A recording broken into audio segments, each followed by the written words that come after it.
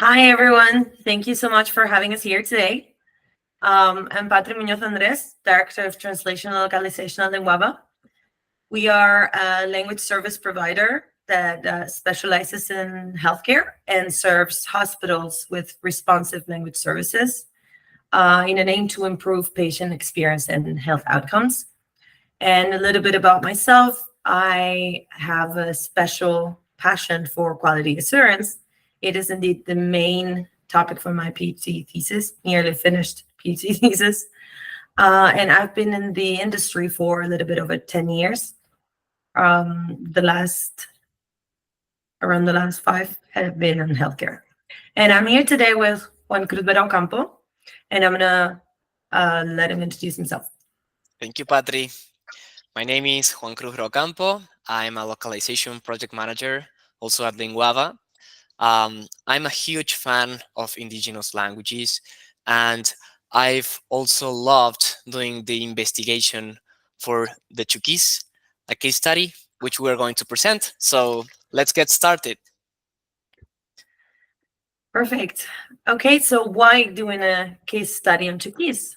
Well, as I mentioned, we are an LSP. We happen to be located in Oregon, so we get a big influx of requests for this language. We noticed that it is spoken by a little bit over 51,000 people, according to the year 2000 census. However, due to the lack of consensus between its variations, its accessibility is potentially endangered.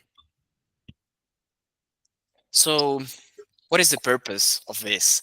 And first, we would like to raise awareness on the need for a consensus among the different varieties to avoid endangering the accessibility of the language. Also, because we would like to better serve our community in Oregon and to live up to one of our core values, which is servant's heart and giving back to the community what belongs to the community.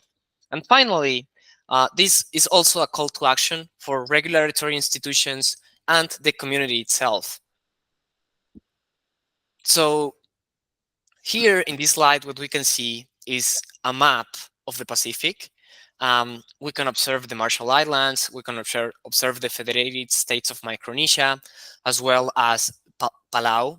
And right there in the middle, you'll see, basically you'll see that all of this, it's a group of islands and atolls. And right there in the middle, we have the state of Chuuk. And in the right, which we are specializing, we have the 5 official languages by the Chuuk state, which are Chuukese, Mortlokese, Namonoito, Pafang, and Puluwatese, which 4 of them, as you can see marked in yellow and in red, are considered as definitely or severely endangered languages of extinction, according to the UNESCO Atlas.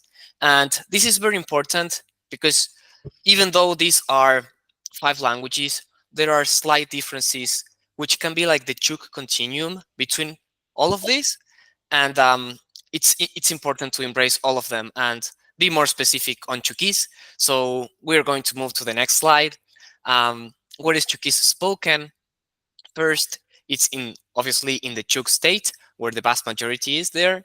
But we can also find it in the Pohnpei state and also in different states of US territory. So as we can see in the table below, we can see that they are located in Hawaii. They're based also in Washington, in Arkansas, in Oregon, in California. And finally, which is pretty close to the Federated States of Micronesia, they are also located in the state of Guam, which is an island. And okay, we're going to speak a little bit more about the case study. Patry, all yours. Thank you, Juan. So how did this all start, right? As most of the times, right, with the request for a translation into Chuukese, in this case for Northern Namibia Island. Upon delivery of the translation, our client informed us that the Chuukese community in Oregon identified the language as Pohnpeian and not Chuukese at all. As you can imagine, it came as a shocker, and we conducted a rather intricate and time-consuming investigation upon this. And we came up with the following highlights.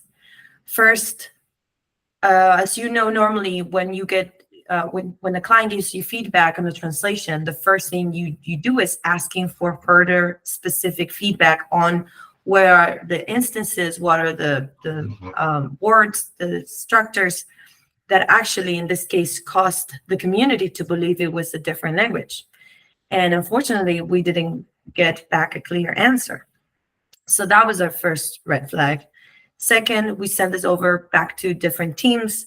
And even though our teams were able to confirm it was Chuukese indeed, we noticed that as a company that really focuses on quality assurance, we usually require multiple written sources for the justification back to the client, right? To say, just like the RIAT, the Royal Academy of Language for Spanish, you cite it and you say, here's what it says, right? Same thing. And we expected many more resources than we actually got back during this. So even though we know that Chuukese is a widely understood language, despite of its locale, there was a community that did not feel identified with the translation.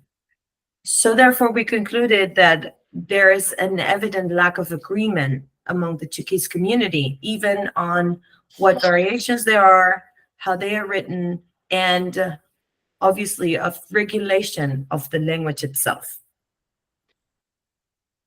Okay, so adding a little bit more of conclusions here, we can also say that even though the percentage of state population is low in all these US territories we have mentioned before, we are talking about one of the communities with a greater need for language access in the Pacific coast.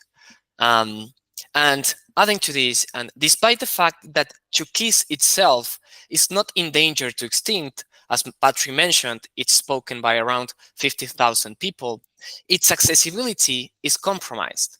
And this endangers their access to healthcare, education, and many more. And our third conclusion comes with migration and localization for this vulnerable language being jeopardized if it's not standardized.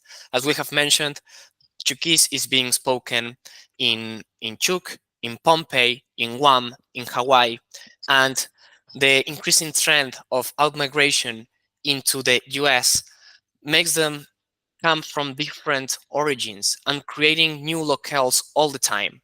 So this creates a need for standardization and more accessibility.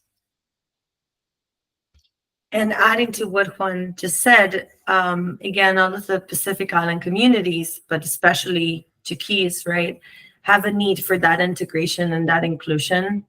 And we strongly believe, and we wanted to highlight that we think that this can be achieved through the translation of more written documentation, right?